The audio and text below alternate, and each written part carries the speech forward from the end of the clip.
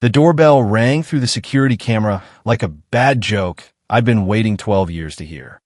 I zoomed in on the monitor in my home office, the one overlooking Silicon Valley from my $18 million estate in the heart of what used to be Harmony Oaks HOA territory. There they stood at my iron gates, the same faces who tried to erase me from their precious little community.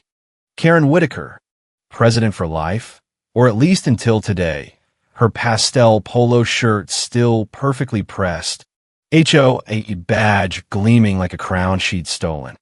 Behind her, Richard, her ever-loyal vice president husband, Daniel the treasurer, who always looked constipated when rules were questioned, and Rebecca the secretary, clutching her designer purse like it owed her money. Their rented Mercedes looked absurd parked next to my Tesla and Porsche, like a clown car at a billionaire's driveway. I smiled, the kind of smile that doesn't reach the eyes but feels damn good anyway. 12 years. 12 years since they fined me for grass being a quarter-inch too tall, for my home office commercializing the neighborhood, for my American flag hanging one day past their arbitrary holiday deadline. 12 years of, for the good of the community, lectures while they ignored the exact same violations on their own lawns. I watched Karen smooth her hair, glancing nervously at the cameras she knew were watching. Oh, she knew. They all knew I was watching. My hands didn't tremble this time. They were steady. The same steady that had built CentraSecure into a billion-dollar cybersecurity empire while they were busy measuring my mailbox height with a ruler. My assistant James knocked softly. MS. Carter. Visitors at the gate. Should I know I cut in. Voice calm as a server rack at midnight. Give them 5 minutes of sun. Let them sweat. He retreated. I stood and walked to the floor-to-ceiling windows. The morning fog lifting over the valley like the veil I'd finally ripped off their little kingdom. I clawed my way here from nothing, carrying every petty fine, every whispered rumor that I was destroying property values because a single woman in tech dared to work from home. The intercom buzzed. Karen's voice, still that saccharine tone that hid the venom. Meline, dear, we know you're there. We really need to talk. For the community. The word hit like a $500 fine for unauthorized landscaping. Sweetheart. Community. Words they'd weaponized while treating me like the stray dog that wouldn't stay off their perfect sidewalks. I pressed the button. The Meline you find into oblivion doesn't live here anymore. Silence. Then Richard's commanding baritone cracked with desperation. Please. We come a long way. Just a few minutes. A few minutes. After 12 years of silence. After they'd voted to strongly encourage me to sell my first house under the weight of their citations. I thought about the last time I'd seen them, at Old Grace's memorial. The community founder who'd actually believed in fairness. The reading of her letter that exposed everything. The way Karen's face had twisted when the truth came out. Like she'd swallowed her own HOA handbook. My phone buzzed. Lucas Monroe, my first investor and now closest friend. Saw the security alert. You okay? Need backup. I smiled despite myself.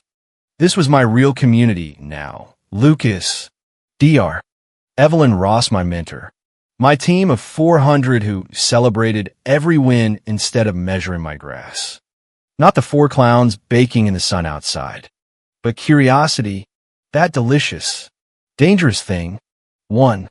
After all these years of building an empire that revolutionized behavioral authentication, turning passwords into relics while protecting billions, I needed to see their faces when they realized what they'd thrown away. I smoothed my designer suit, the one bought after my first 9-figure deal, and headed for the elevator. The walk to the gate felt endless and too short, each step echoing with memories of their absurd rules. Karen choosing to ignore Daniel's illegal addition because he's family, while fining me for a visible Ethernet cable. Richard lecturing me on aesthetic harmony, while his own Christmas lights stayed up until March.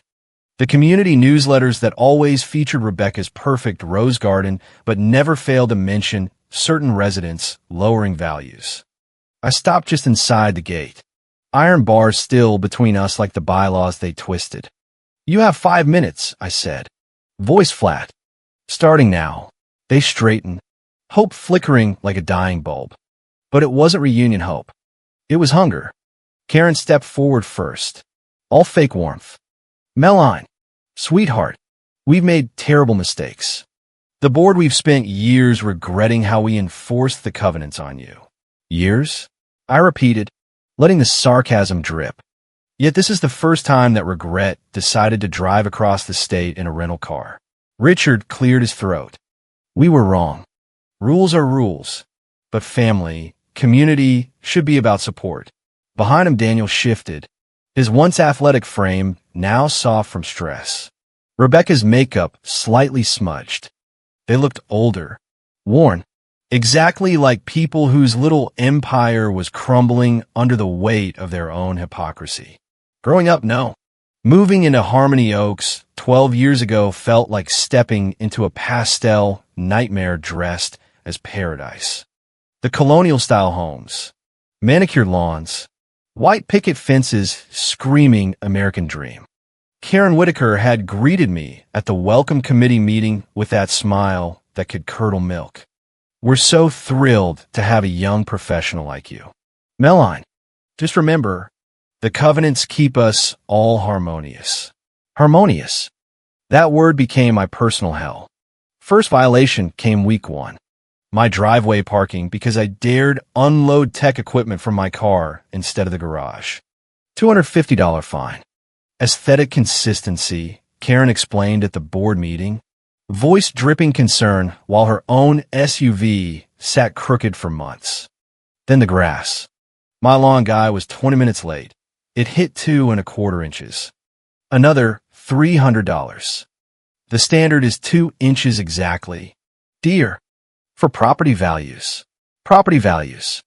As if my single-woman tech startup was dragging down million-dollar homes, while Daniel's loud parties never earn a citation. I try to play nice at first. Attended the meetings. Smiled through the lectures. But the gaslighting was relentless. When I pointed out that Rebecca's rose bushes were technically non-compliant with the approved plant list, Karen waved it off. Rebecca's been here forever. She understands the spirit of the rules. Spirit. Code for we like her. We don't like you. Rumors started. That tech girl is commercializing the neighborhood. She's lowering values with her antennas.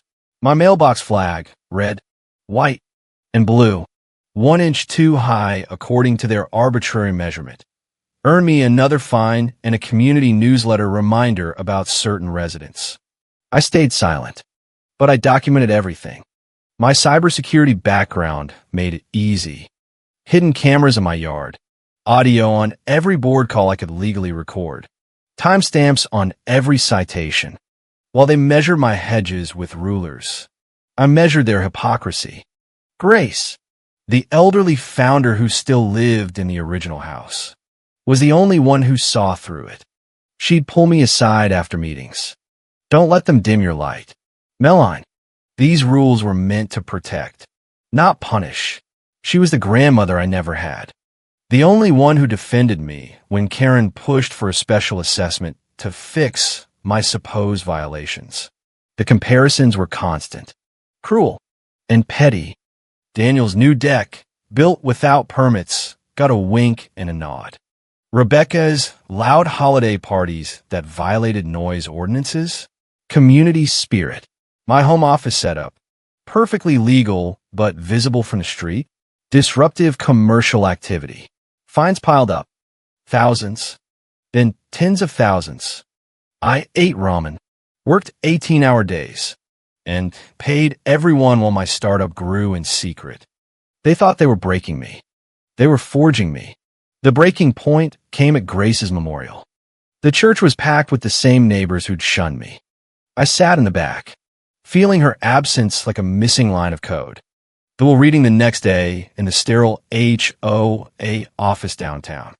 The board gathered, Karen in black, looking appropriately solemn. The lawyer read small bequests. Then he paused and looked straight at me. To Melline Carter, I leave my sapphire necklace, passed down through generations, along with this letter to be read aloud. The room froze. That necklace was the community heirloom, worth 50 grand. The one Karen had always hinted should stay with longtime families. Karen's face went white. The lawyer cleared his throat. My dearest Melline, you came into this community under circumstances hidden from you, but you were never hidden from my heart. The truth is, Barbara, Karen, manipulated the covenants to target you from day one. She saw your independence as a threat to her control. Instead of welcoming you, they treated you as an obligation, a reminder that not everyone fits their narrow vision. I've watched them favor their inner circle while you fought for scraps of fairness. This necklace belongs to you because you embody everything our community should be: brilliant, resilient, kind despite every reason not to be. Never let them make you feel unworthy. Build your own community. Dear, you deserve so much more. Silence. Then Karen laughed. Actually laughed. This is ridiculous. She's not even a real resident in spirit. I stood, voice deadly calm. You mean you took my dues, my taxes, my compliance for 12 years, and treated me like an unwanted guest? You gave me citations and acted like I should be grateful for the bare minimum while you lavished leniency on your favorites. I'm done. I took the necklace box. The sapphire caught the light. Deep blue like every tear I'd never let them see. Don't contact me again. As far as I'm concerned, I'm an orphan of this neighborhood. Always have been. I walked out with $7,000 from Grace's savings and the necklace. That was the last time I saw any of them until today. I sold my house under the pressure of their escalating fines. Moved to San Francisco with one suitcase and a dream. The city didn't care about lawn height. It cared about what I could build. San Francisco hit like fog and possibility. I arrived with 7 grand. The sapphire necklace hidden in a sock, and every recorded violation burned into my hard drive. My first studio was a joke, 200 square feet with a bathroom down the hall. Rent ate half my paycheck from the coffee shop job I took to survive. Nights I coded, penetration testing, ethical hacking, behavioral authentication. While Karen was busy measuring grass back in Harmony Oaks, I was building the future. 6 months in, I volunteered at a cybersecurity conference just to eat the free lunch. Dr. Evelyn Ross sat beside me. Silver hair, Stanford badge. Your CTF solution was elegant. Who trained you? YouTube and Spite, I answered honestly. She laughed and changed my life over Vietnamese food. Write it up. I want a prototype in 2 weeks. I didn't sleep. Survived on energy drinks and determination. The prototype worked. Evelyn called Lucas Monroe. $300,000 for 20% equity. But conditions: take Evelyn as advisor. Move out of the death trap. Stop doing everything alone. CentraSecure was born in a rented garage in Redwood City. 2 developers from hackathons. 18-hour days. First contract. 50 grand from a desperate credit union. We delivered. Word spread. By year 2, 30 clients. Year 3, 300. The breakthrough, a major bank breach that traditional security couldn't stop. They called us. $10 million contract. I stood in my new office watching my team cheer while Evelyn squeezed my shoulder. Grace would be proud. I touched the necklace under my shirt. Yeah, she would. 5 years later, company valued at $100 million. 10 years. Essential. We protected 40% of West Coast financials. Department of Defense contracts. Google tried to buy us twice. I said no. 3 floors in Palo Alto. Offices in London, Tokyo, Singapore. 420 employees call me boss. Actually, Melline. Culture of collaboration, not measurement.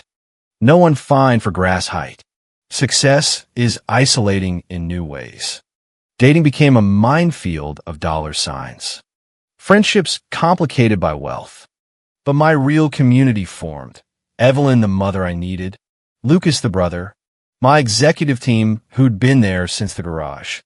The Centra Secure Foundation took 5% of profits, scholarships for kids in broken systems, coding boot camps, tech training for women's shelters.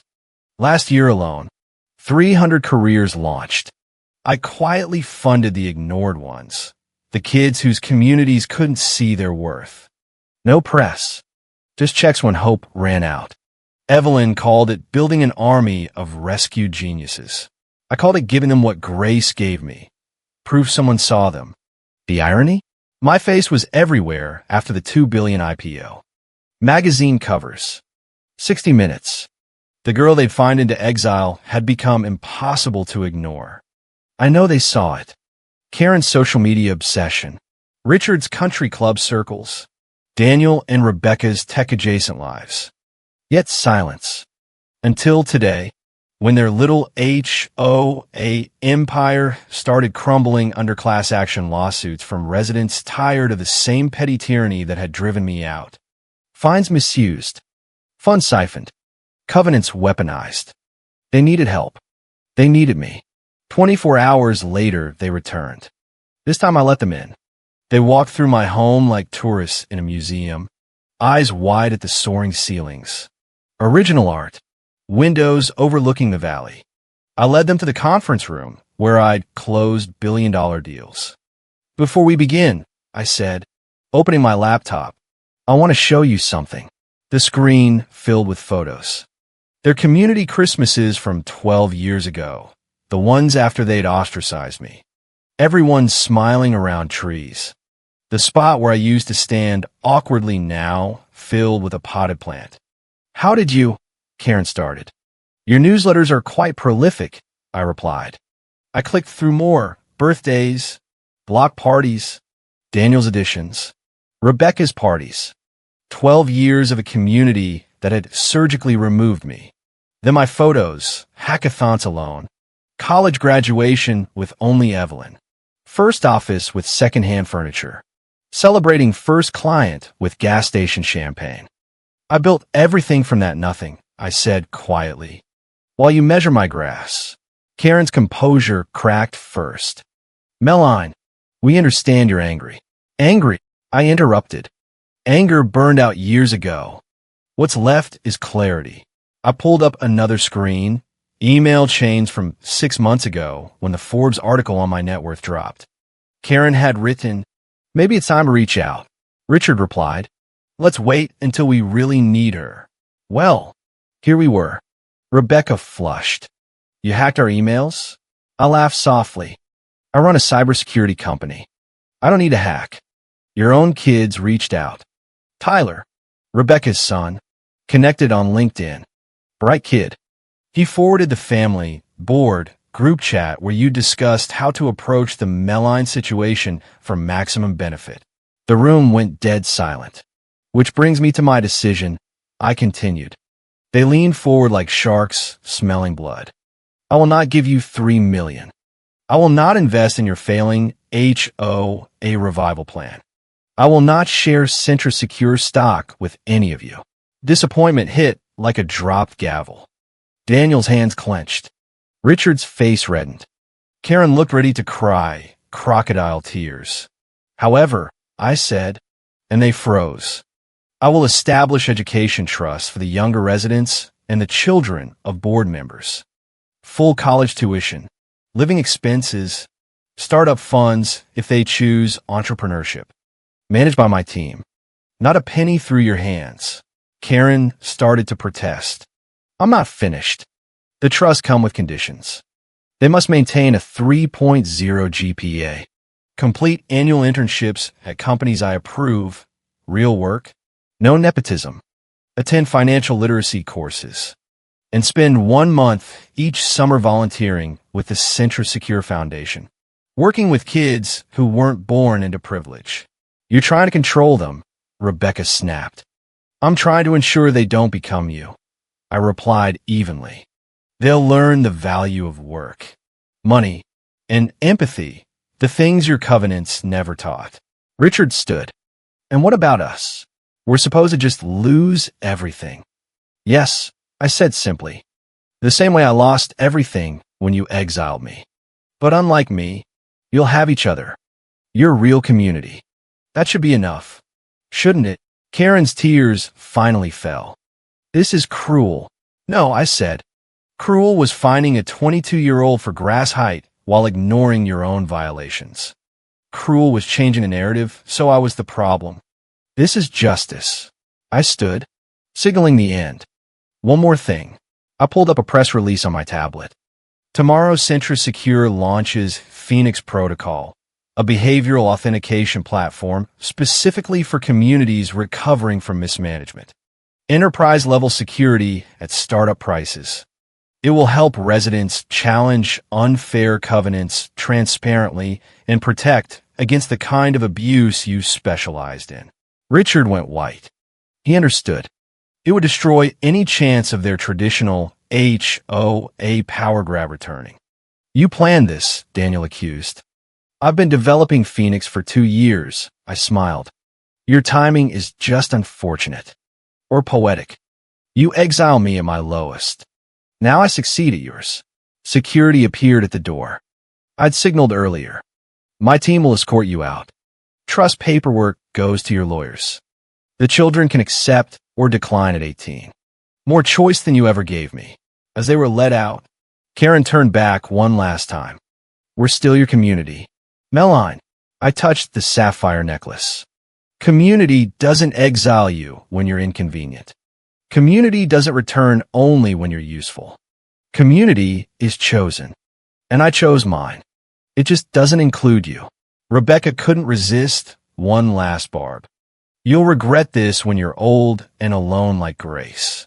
I interrupted gently.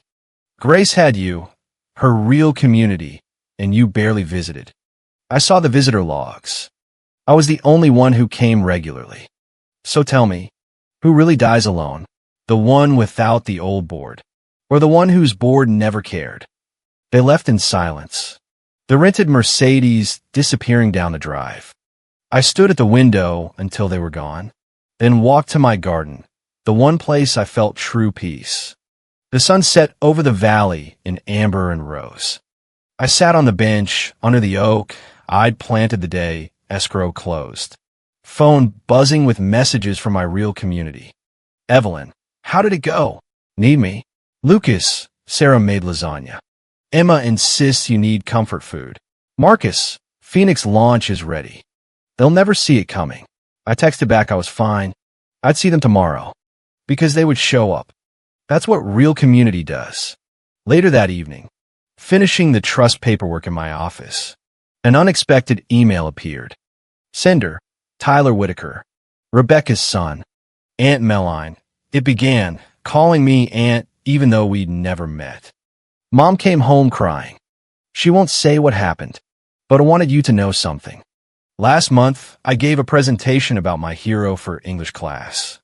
I chose you, not because you're rich or successful, because you survived, because you didn't let them break you, because you proved community isn't about bylaws or blood. It's about choice. And I choose to know you. If you let me, maybe we can start our own tradition. I read it 3 times, tears blurring the screen. Then typed back, Tyler, your message means more than you know. How about coding lessons every Saturday? Bring your siblings if they're interested. Real community shows up for each other. He replied instantly, yes. Can we start this weekend? I laughed, a real laugh that filled the house that no longer felt empty. Walking back to the garden, I held Grace's sapphire necklace to the dying light. The stone blazed blue fire against the sunset. I thought of her letter, build your own community. Dear one, I had. Evelyn the mother I needed. Lucas and Sarah the siblings I chose. My team of 400 who had my back. The foundation kids sending graduation photos. And now, maybe a nephew who saw me as a person, not a bank account. The board had come for my fortune, but given me something priceless. Confirmation that cutting them off was right. They'd shown up for money, not for me. Even after 12 years, they still couldn't see my worth beyond my net worth. My phone buzzed again. Jennifer, my CFO, tomorrow's Forbes interview. They want your origin story. Still private? I thought for a moment, then replied, no. Tell them everything. The fines, the exile, the rise. Let every resident buried under absurd covenants know they can build their own empire from nothing but determination and spite. As darkness fell, lights twinkled across the valley, thousands of dreams being coded into existence. Somewhere out, there was another Meline serving coffee, dodging fines, believing she was worthless because her community told her so. Tomorrow, Phoenix Protocol would launch, revolutionizing community security and coincidentally exposing the kind of petty tyranny Harmony Oaks specialized in. Tomorrow, I'd set up trusts that would educate the next generation to be everything their parents weren't. Tomorrow, I'd tell my story and maybe inspire someone else to rise from their ashes. But tonight I sat under the stars I knew were there despite the light pollution, wearing the necklace from the only community member who'd ever truly seen me, and felt something I hadn't felt in years. Peace. Complete, absolute peace. The woman they tried to erase had built everything. The board who'd exiled her had come begging for scraps from her table. And she'd chosen mercy over vengeance, wisdom over spite, and most importantly, her chosen community over their toxic one. I pulled out my phone one last time, opening the group chat labeled Real Community. Dinner my place Sunday. Bring everyone. Tyler and his siblings are joining. It's time to expand the family. Responses flooded in, heart emojis, excitement, voice notes from Lucas's daughter Emma. Is Tyler the new cousin you're adopting? Can we adopt more cousins? I want all the cousins. I laughed, standing to head inside. Yes, we can adopt all the cousins who need us. Because that's what you do when you build your own community. You leave the door open for others who need what you needed. Acceptance, respect, and the radical belief that they're worth something. The board had given me one last gift with their visit. The absolute certainty that I'd already won. Not because of the money or the mansion, but because I'd built something they never could, a community based on choice, fairness, and genuine care. As Grace would say, I'd done it. I'd really done it.